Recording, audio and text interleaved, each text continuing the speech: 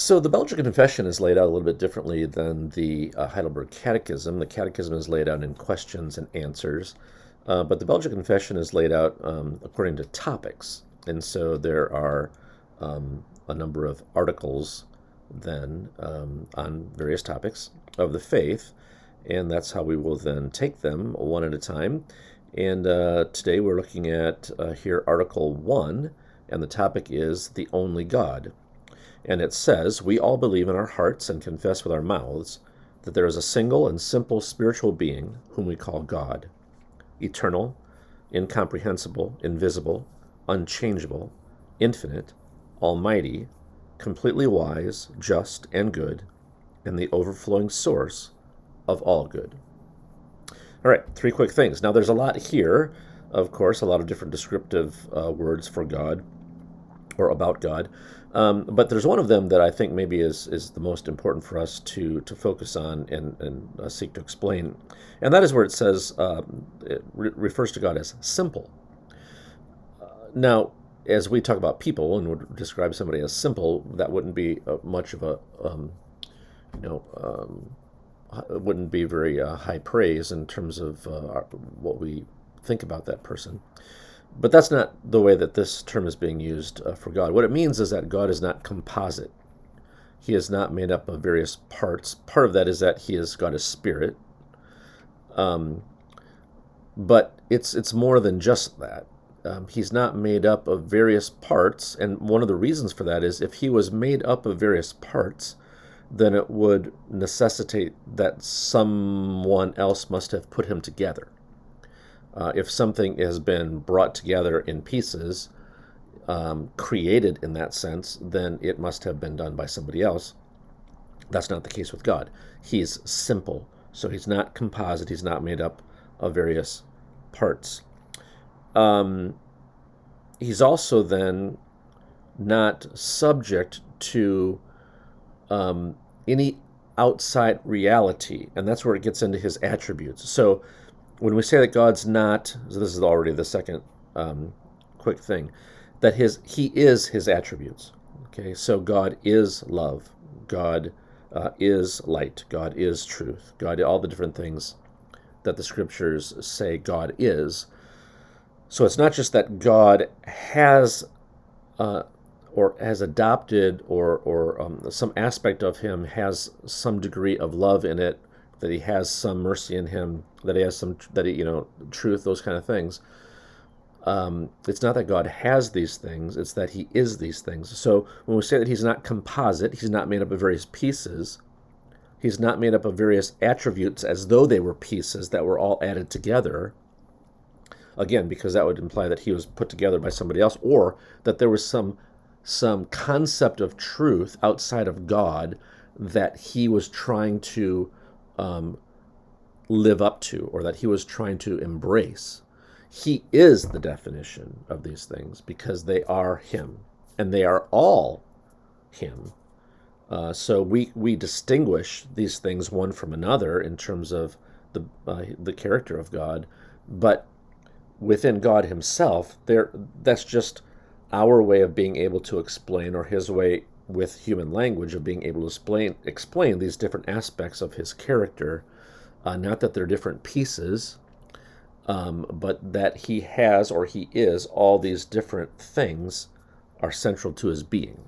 Okay, so he's simple, not composite, not made up of various parts, and also not then made up of various attributes as though they were independent parts. Okay, we can distinguish aspects of his character, but they aren't like pieces that are brought together like a Lego set and make up God. Because of that, you can't choose some attributes over others. So in recent times, the phrase "love wins" has become somewhat popular. But the very phrase "love wins" and what it means, that in the end, God's love is going to win out, implies that his justice won't win, or some other aspect of God's character, his truth, won't win. Well, no, because he's not a bunch of different parts. He is the definition of all these things. Um, so it's impossible for us to take some of his attributes and embrace them, thinking we're embracing God, but by embracing some of his attributes, and leave behind other attributes that we don't like so much. Because when we do that, we're not really embracing God, even though we might think that we are. So that's an important corrective to the kind of thinking that people sometimes engage in. And this is related then, or leads us to the third quick thing about the simplicity of God. And that is, excuse me, that God, because he is simple, because he is not composite, because he is not various pieces brought together, he cannot be divided. And he cannot then be divided against himself. So, in a few articles, we're going to talk about the Trinity and the different persons of the Trinity, and whether it's one person of the Trinity divided against another person of the Trinity, or just God in his own mind divided against that's impossible. God cannot be divided in any way, in any sense. He is not divided in his thinking, or in his will, or in his acts, or anything like that. And because of that, then, there are a couple things. One, God can be trusted. God can be trusted to always be God. He is the same yesterday, today, and forever, because he is simple. Not that he's not mysterious, but that he's simple. He's not a bunch of pieces. He's not an a la carte menu, and he's sometimes more of this and sometimes more of that. But no, he's all these things always, and he always will be. And so we can trust him in the character that he has demonstrated in line with what he says about himself, and know that he will always be like that because he cannot be divided against himself.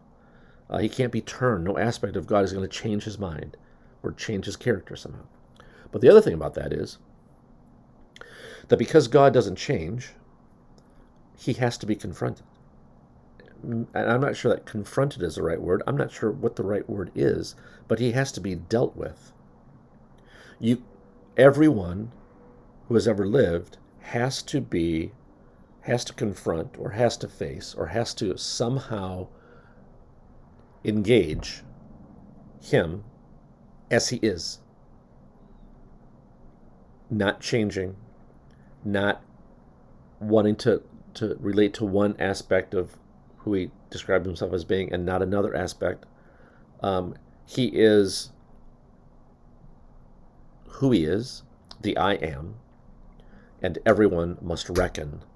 Maybe that's the best word.